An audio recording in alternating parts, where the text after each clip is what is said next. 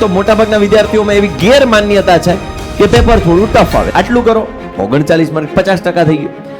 તમે જો સ્ટ્રેટેજી જુઓ, તમે અહીંયા મહેનત કરી છે અત્યાર સુધી અને હવે કરવાના છો, એ બંનેમાં જો જરૂર જણાય તો આયોજનોમાં ચેન્જ કરજો. પહેલો સવાલ કયા ચેપ્ટરનો, બીજો કયા, ત્રીજો કયો, ચોથો કયો, આખે આખું બનાવીને દઈ દીધું છે મારા કલેજા. નમસ્કાર નમસ્કાર નમસ્કાર નમસ્કાર વિદ્યાર્થી મિત્રો, કેમ છો? મજામાં? ધોરણ 10 ના એવા વિદ્યાર્થીઓ કે જેને સ્ટાન્ડર્ડ મેથ્સ પસંદ કર્યું છે એવા વિદ્યાર્થીઓ માટેનો આ સેશન ખૂબ મદદરૂપ સાબિત થવાનો છે. વિદ્યાર્થીઓ, ઘણા બધા પ્રશ્નો હતા, કયા ચેપ્ટરમાં કેટલા માર્ક્સનું પૂછાશે, કયો પ્રશ્ન કયા ચેપ્ટરનો હશે.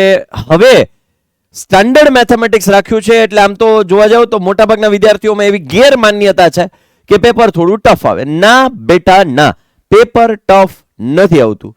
પણ ક્યારે? જ્યારે તમે આયોજનપૂર્વકની મહેનત ચોક્કસથી કરી હશે તો, સ્ટ્રોંગલી તમે જો પ્રિપરેશન કરી હશે તો. ઓકે, હવે જે તમે અહીંયા મહેનત કરી છે અત્યાર સુધી અને હવે કરવાના છો, એ બંનેમાં જો જરૂર જણાય તો આયોજનોમાં ચેન્જ કરજો.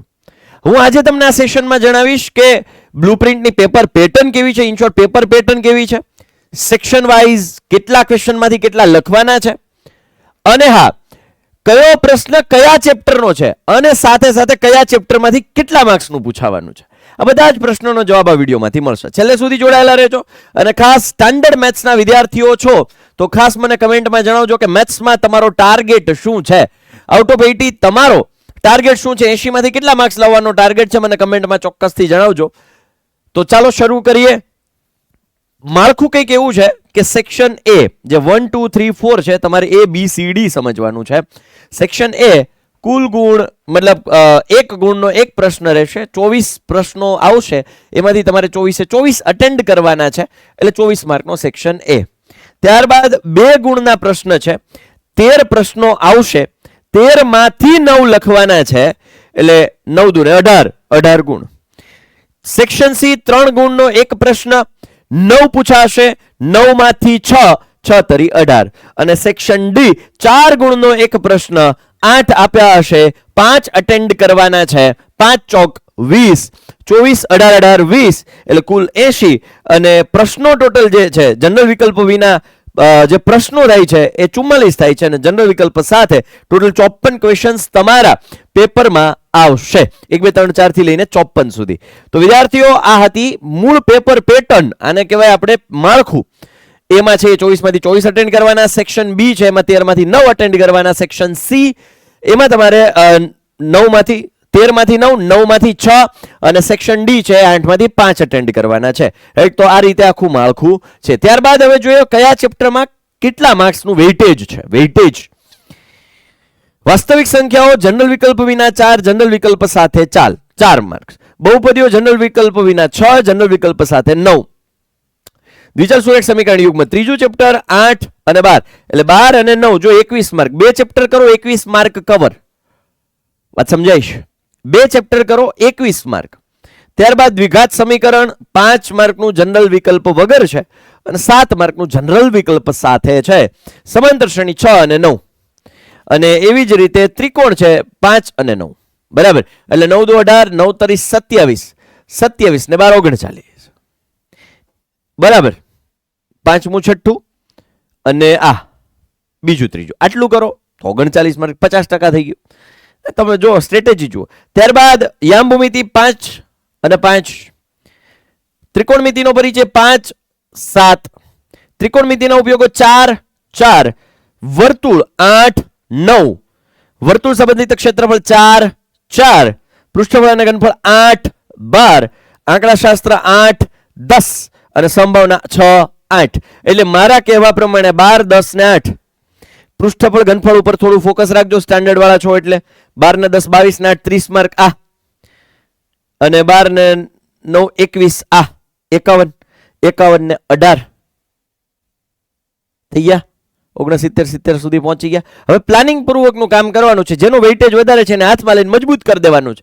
હવે તમને એમ પ્રશ્ન થાય છે, કયો પ્રશ્ન સેક્શન એમાં કોણ હશે, સેક્શન બી માં કોણ હશે, સેક્શન સી માં? માનો કે આમાં એમ પૂછ્યું છે કે બહુપદીઓ 6 માર્ક, આ 9 માર્કનું જનરલ વિકલ્પ સાથે પૂછાશે, તો સાહેબ કઈ રીતે પૂછાશે? સેક્શન એમાં પૂછાશે, સેક્શન બી માં કેટલા હશે, સેક્શન ડી માં શું છે, કઈ રીતે છે, ચાલો સમજીએ. પેલું ચેપ્ટર છે એમાં 1 માર્કના 2 સવાલ પૂછાશે અને 2 માર્કનો 1 સવાલ પૂછાશે, એટલે 2 2 4. બીજું ચેપ્ટર છે 1 માર્કના 3 સવાલ અને 3 માર્કના 2, 3 દુ 6 ને 3 9. હાલો સમજાય છે? એવી જ રીતે ત્રીજું ચેપ્ટર 1 માર્કના 3 પૂછાશે, 2 માર્કનો 1, એટલે 2 ને 3 5 અને 4 માર્કના 2 8, 4 દુ 8 ને 3 11, 12 ને 13 થવા જોઈએ, પણ આ ગવર્મેન્ટના આપેલા પ્રમાણે છે, એટલે પ્લસ માઇનસ આ રીતે છે. દ્વિઘાત સમીકરણ 2 4, 2 દુ 4 ને 2 6, તો અહીંયા 7 છે, એટલે અહીંયા જ નાના એવો પ્લસ માઇનસ ચેન્જ થશે. અહીંયા 13 આવશે અને અહીંયા 6 આવશે, પણ એકચ્યુઅલમાં અહીંયા એમ જ આપ્યું છે 12 ને 7, બરાબર, પણ અહીંયા 13 ને 6 થશે. એ ગવર્મેન્ટના આ જ આપ્યું છે એટલે મેં અહીંયા રાખ્યું છે, પણ એમાં એ આવી રીતે આવશે, પણ પ્રશ્ન આ રીતે જ પૂછાશે. પેપર પેટર્ન તમારી આ રીતની હશે. ચોથું 2 માર્કના 2, 2 માર્ક 1 માર્કના 2, 2 માર્કના 2, એટલે 4 ને 2 6, એટલે અહીં મેં તમને કીધું 6 એ 6 થઈ જશે. પાંચમું 1 માર્કનો 1, 2 માર્કનો 1, 2 3 માર્કના 2, એટલે 6 ને 3 9, એટલે 9 થઈ ગયા. ત્યારબાદ ત્રિકોણ 1 અને 4 માર્કના 2 8 ને 1 9 થઈ ગયા. ત્યારબાદ યામ ભૂમિતિ, રાઈટ, આવી રીતે આખું માળખું છે. આમાં હું વધારે ચર્ચા નથી કરતો, એવું લાગે તો આનો સ્ક્રીનશોટ લઈ લો ભાઈ, સ્ક્રીનશોટ લઈ લો.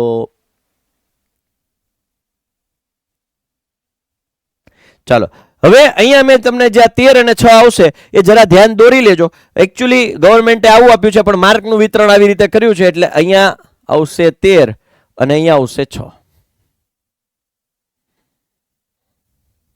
ચાલો,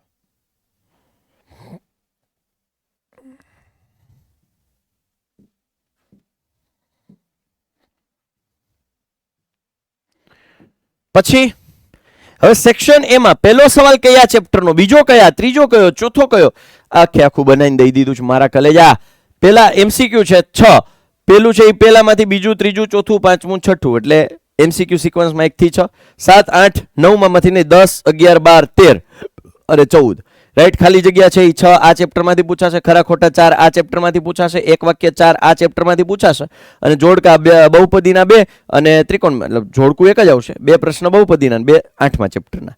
એટલે આ છે સેક્શન એ. હું આમાં વધારે ચર્ચા નહીં કરું, તમારે સ્ક્રીનશોટ લેવો હોય તો લઈ લો આનો, એટલે તમને આઈડિયા આવી જશે કયો પ્રશ્ન કયા ચેપ્ટરનો છે એ દર્શાવવા માટે. ચાલો, કયો પ્રશ્ન કયા ચેપ્ટરનો છે, લઈ લીધો સ્ક્રીનશોટ, લઈ લીધો, હેકલે જા, ઓ ભાઈ બંધ, ઓ ભાઈ બંધ, ઓકે સેટ છે. ચાલો નેક્સ્ટ સેક્શન બી, બરાબર. 25 26 27 28 29 30 31 32 33 34 35 અને 36 ને 37 સુધીના સેક્શન બી હશે. પેલો છે એ પહેલા ચેપ્ટરનો, બીજો મતલબ 25મો સવાલ પહેલા ચેપ્ટરનો, 26મો છે એ ત્રીજા, 27મો ચોથા, 28મું ચોથું, 29મું પાંચમું, 30મું છે એ 8મું, 30 31 8મા છે, 32મો છે એ વર્તુળનો, 33મો છે એ પૃષ્ઠફળ ઘનફળ, 34 35 આંકડાશાસ્ત્ર, 36 સંભાવના અને 37 સંભાવના. આ વાત થઈ સેક્શન બી ની. ચાલો, આનો તમારે સ્ક્રીનશોટ લેવો હોય તો લઈ લો. અલો મારા કલેજા. ચાલો નેક્સ્ટ સેક્શન સી 38 39 40 41 42 43 44 45 સુધી 38 39 બહુપદીઓનું હશે, 40 41 સમાંતર શ્રેણી, 42 યામ ભૂમિતિ, 43 44 વર્તુળ, 45 વર્તુળ સંબંધિત ક્ષેત્રફળ અને 46 સંભાવના. આ જ પ્રમાણે બ્લુપ્રિન્ટ છેલ્લા 5 વર્ષોથી આમ ફોલો કરે છે. જો ચેન્જ કરે તો 1-2 માર્કનો કરે, કદાચ કરવો હોય તો, પણ લગભગ નથી કરતા. ચાલો રેવડી શેવડી. નેક્સ્ટ આ છે સેક્શન ડી, 47 48 ત્રીજા ચેપ્ટરનો, 49 50 છઠ્ઠા ચેપ્ટરનો, 51મો ત્રિકોણમિતિનો ઉપયોગ, 52 53 પૃષ્ઠફળ ઘનફળ, 54 આંકડા શાસ્ત્ર. આમાં ખૂટતી આવૃત્તિના ચાન્સીસ હાઈ છે આ 4 માર્કમાં, ખૂટતી આવૃત્તિ વાળો દાખલો. ઓકે, તો આનો લઈ લ્યો સ્ક્રીનશોટ ફટાફટ. તો આ હતી સિમ્પલ બ્લુપ્રિન્ટ. આમાં વધારે કોઈ ચર્ચા, ખાલી તમને માહિતી આપવા માટે આવ્યો હતો, જેથી કરીને એક તો તમને આયોજનની ખબર પડે, કયા ચેપ્ટરનું વેટેજ વધારે છે, કયો મારો વીક પોઈન્ટ છે, કયો મારો સ્ટ્રોંગ પોઈન્ટ છે, કયા ચેપ્ટર મને આવડે છે, કયા નથી આવડતા, કયા ઓછા આવડે છે, કયા થોડા આવડે છે. એ એનાલિસિસ કર્યા પછી તૈયારીઓનું આયોજન કરજો. આશા છે કે તમને આ સ્ટાન્ડર્ડ મેથેમેટિક્સની જે બ્લુપ્રિન્ટ માટેનું જે કંઈ પણ આયોજન હતું એ પસંદ આવ્યું હશે. મળીશું ફરી પાછા કોઈ નવા કન્ટેન્ટ, નવી ચર્ચા, નવા મુદ્દા સાથે. ત્યાં સુધી આપનો મોટો ભાઈ સાહિલ વેકરી આપ વચ્ચેથી રજા લઈ રહ્યો છે. બાય, ટેક કેર, જય હિન્દ, જય ભારત, ભારત માતા કી જય, વંદે માતરમ, જય જય ગરવી ગુજરાત, જય હિન્દ, જય ગણિત. Yes, thank you so much. Thank you.